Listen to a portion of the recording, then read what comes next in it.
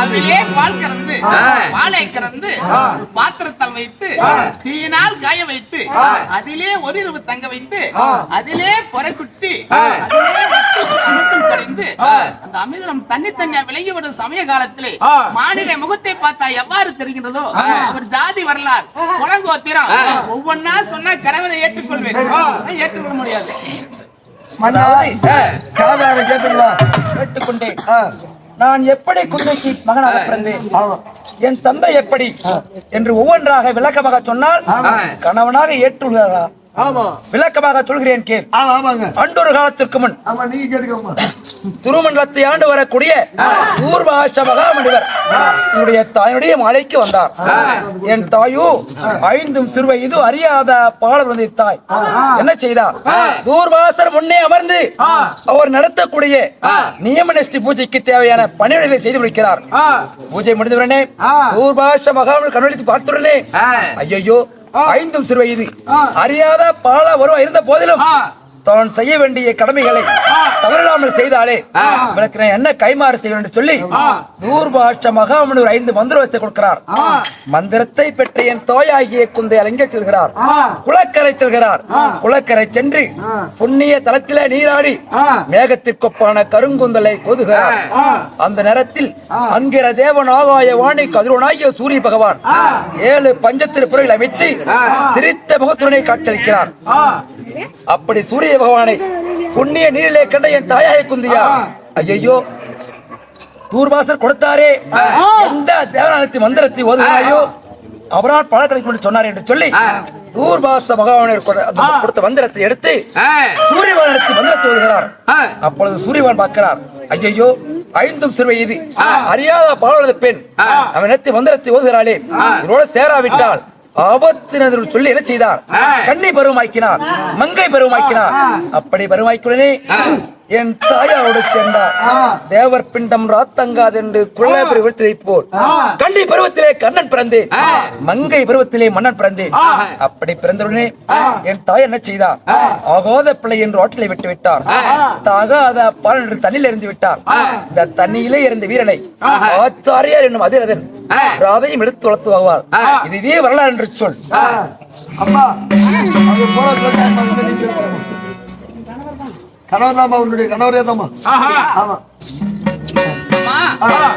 உண்மையான என்னுடைய கணவரா? அம்மா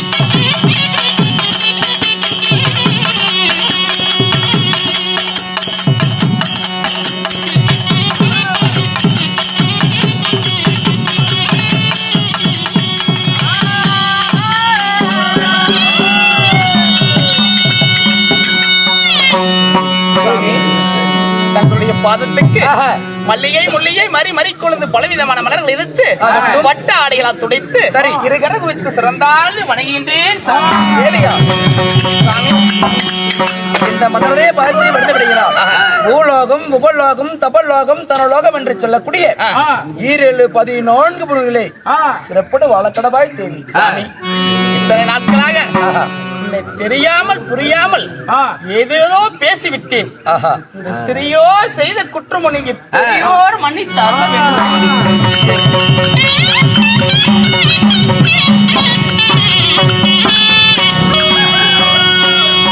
நீ மட்டுமா என்னை தவறாக உரைத்தாய்?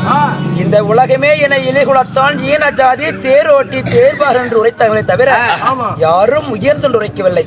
அதனால் ஒண்ணும் பிரச்சனை இல்லை சாமி. இருந்தாலும் இருக்கட்டும். இத்தனை நாட்களாக நீ குந்திக்கு மகன் என்று தெரியாமல் ஏன் சாமி இருந்தாய்? தேவி அண்ணா, இது நாள் வரை நான் குந்திக்கு மகன் என்று தெரிந்திருந்தால் நாம் எப்படியெல்லாம் வாழ்ந்திருக்கலாம். தெரியாத காரணத்தினால் நீ உன் தாய் வீட்டிலே இருந்து விட்டாய். அப்படியா? தெரிந்தால் பிரச்சனை இல்லையே தேவி. தேவி, இத்தனை நாட்களாக கணவனும் மனைவியும் தன்னந்தனியாக பிரிந்து வாழ்ந்து வந்தோம். உண்மைதான். இன்றுதான் இருவரும் ஒன்றாக சேர்ந்திருக்கின்றோம். மன்னா தேவி, சுவாமி, என்ன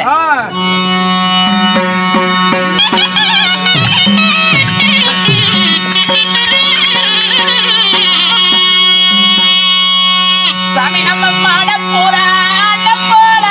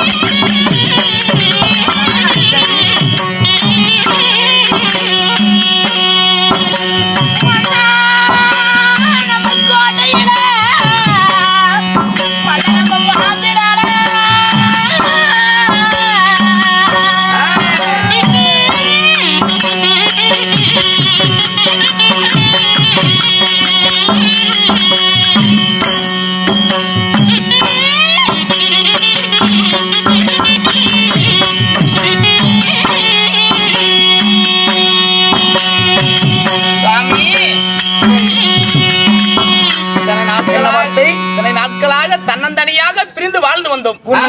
இன்றுதான் இருவரும் ஒன்றாக சேர்ந்திருக்கிறோம். இந்த மாடப்புற அண்ணன் போல நம்ம மாலையில வாழ்ந்துடலாம். கோயில் புற அண்ணன் போல நம்ம கோட்டில இருவரும் நம்ம ஒற்றுமையோடு சேர்ந்து வாழ்ந்து விடலாம். வாருங்கள் சுவாமி. தேவி, மன்னா, என்றுமில்லாமல் இன்றைய தினம் உன்னோட சேர்ந்தவர்களுக்கு வந்திருக்கின்றேன். என்னை நாடி வந்த செய்தி என்ன தெரியுமா? அந்த செய்தி என்ன தேவி? சுவாமி,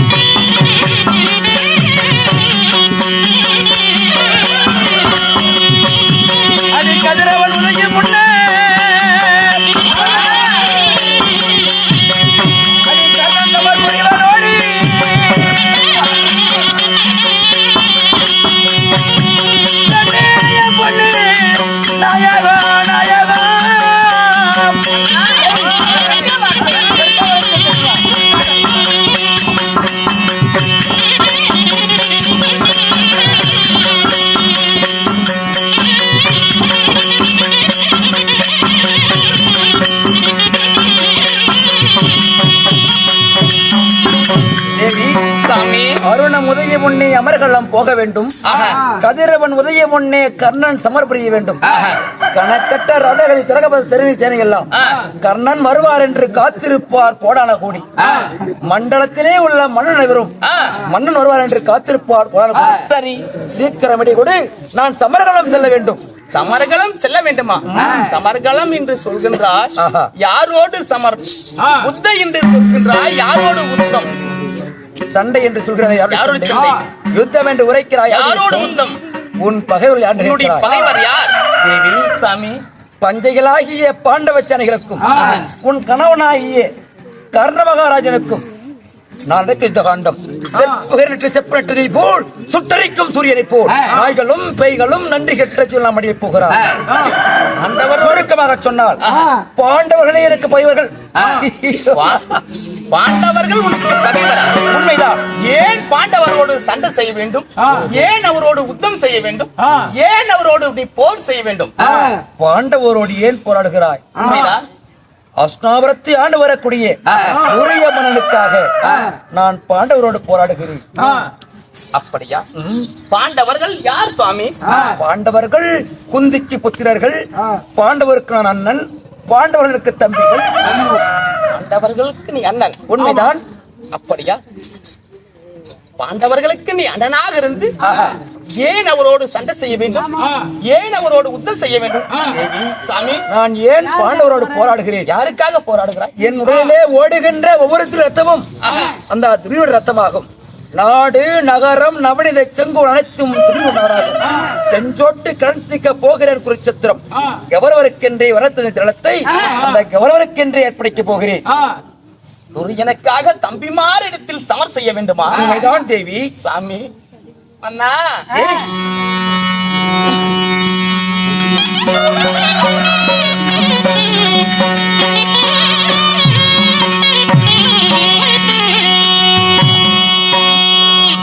இந்த தம்பியோட ஒருவர்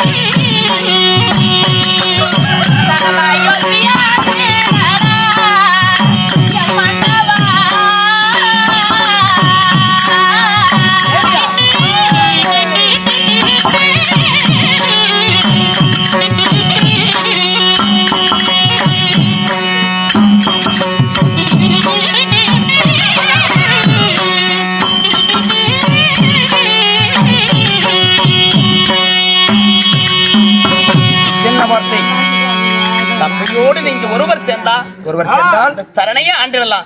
அண்ணனோடு ஐவர் சேர்ந்தா சரி இந்த அயோத்தி ஆண்டிடலாம். தேவி, துரியனுக்காக தம்பிமார் இடத்தில் சமர் செய்ய வேண்டாம் சுவாமி. தேவியா, தம்பிகள் எனக்கு இன்றுதான் தம்பிகள். நேற்றிலேயே அதற்கு பிள்ளையே என் பிள்ளையே ஓடுகின்ற ஒவ்வொரு ரத்தமும் அந்த துரிய ரத்தமாகும். அதனால துரியனுக்காகவே நான் சாவினை தவிர நான் தம்பியோடு சேர மாட்டேன். உனக்கு என்ன வேண்டுமோ அதை மட்டுமே கேள். இனி ஒருமுறை தம்பியோடு சேர்ந்து உரைக்க வேண்டாம். சாமி, தேவி, எத்தனை முறை எத்தனை முறை உரைத்தால் நான் துரியனுக்காக நான் குருச்சத்திரம் போருக்கு சென்றுதான் ஆக வேண்டும். அப்படியா? சாமி, கல் என்றாலும் கணவன், புல் என்றாலும் புருஷன் தன் கழுத்துல தாலி கட்டுனா தான் கால்மாட்டில் வெந்தா ஊராம்பிள்ளை சுகமாக ஊமத்தாம்போ மனமில்லை. தேவி, எனக்காக தம்பிமாரிடத்தில் சமர்ப்புரிய வேண்டாம் சாமி. இனி ஒருமுறை இந்த வார்த்தை உரைக்க வேண்டாம். தேவி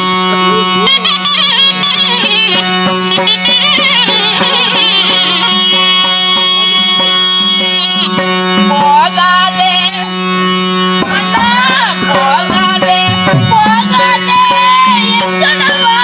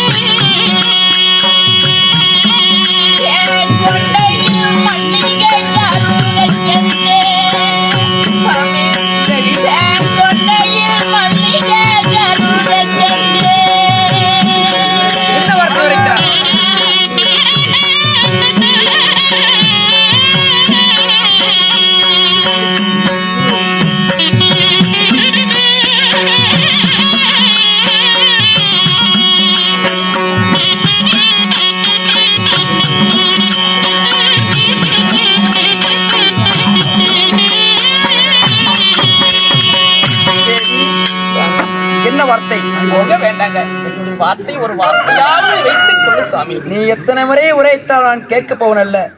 ஓய்வா மன்னா என்று உரைத்தாலும் போகத்தான் போகிறேன், போக வேண்டாம் மன்னா என்று உரைத்தாலும் போகத்தான் போகிறேன். அண்டமே இறுதிய மண்டபி இருந்தாலும் நான் குருச்சத்திரம் செல்லாம இருப்பனல்ல. உனக்கு என்ன வேணுமோ கீழே அதை மட்டும் தருகிறேன். சீக்கிரம் கொடு, நேரமாகிறது. இந்த முறை எடுத்திருத்தாலும் என்னுடைய வார்த்தையை கேட்பது நிச்சயமாக. சாமி தேவி மன்னா, என்ன வார்த்தை? மன்னா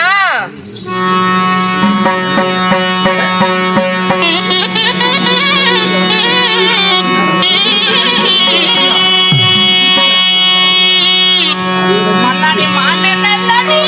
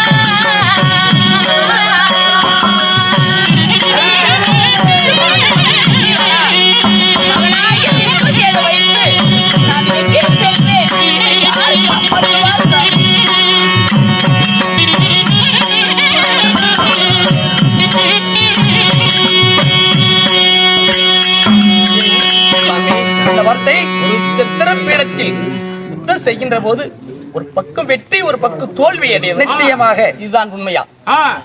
அர்ஜுனன் வில்லால்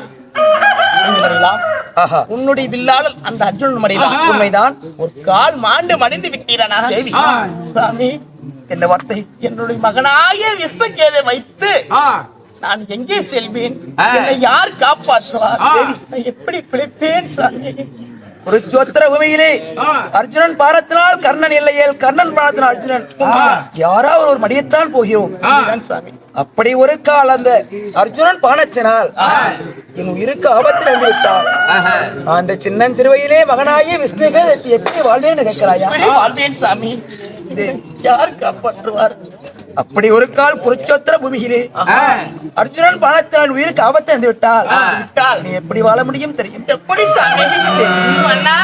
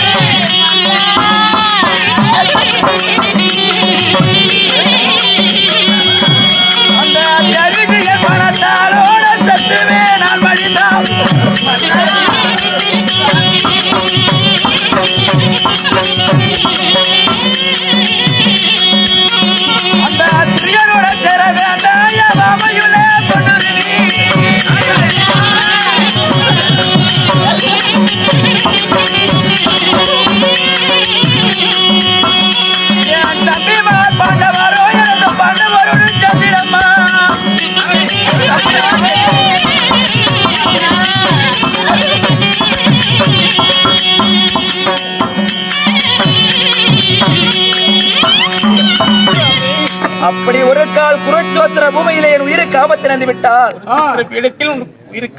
அந்த திரீனோடு சேர வேண்டாம். என் தம்பிமாராகிய பாண்டவர் அறம் என்னும் சாட்சியமாக நாட்டில் வருகிறவர்களே தம்பி பாண்டவர்கள் தம்பியோடு சேர்ந்தீரானால் இந்த தரையிலே சீரும் சிறப்பு வந்திருப்பாய்.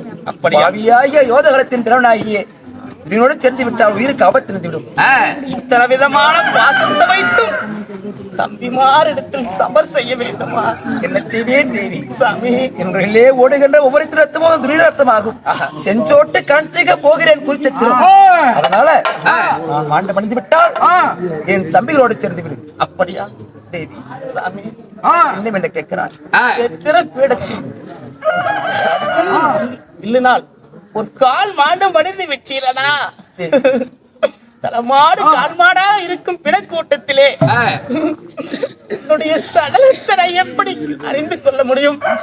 எப்படி நான் தெரிந்து கொள்ள முடியும் சாமி?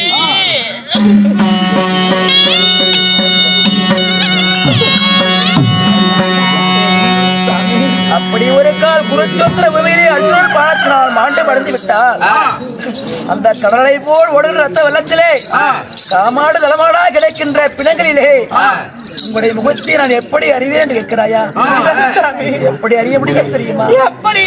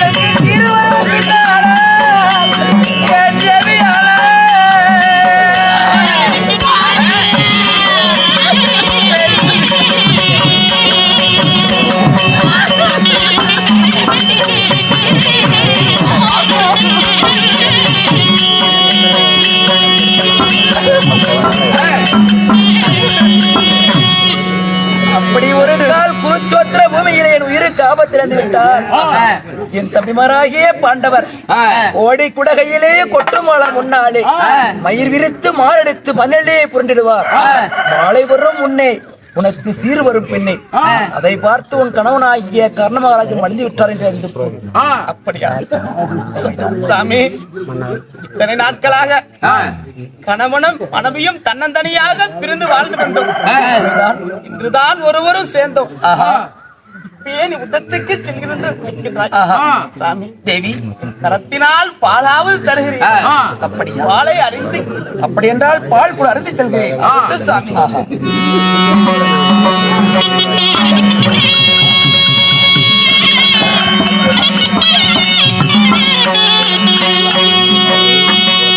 பால் தருகிறேன். பாலாவது அறிந்து செல்லுங்கள்.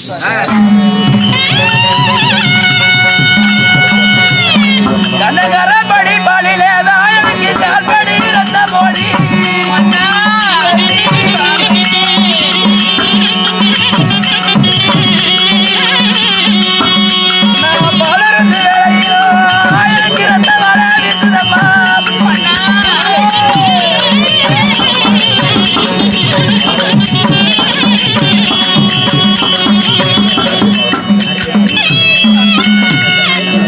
கொடுத்த பாலை அருந்து வேளையிலே கொடுத்த பாலை அருந்து வேளையிலே ரத்த வாடை வீசுகிறது.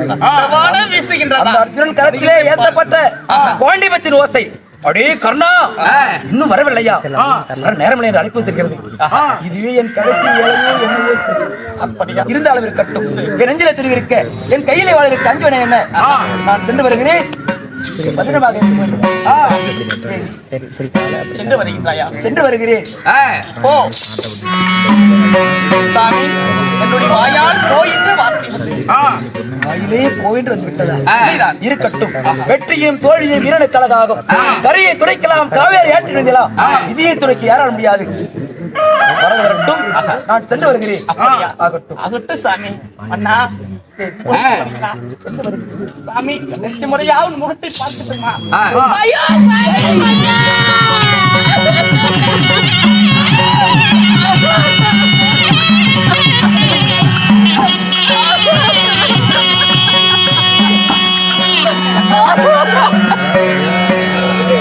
சாமி, வாருங்கள் சுவாமி.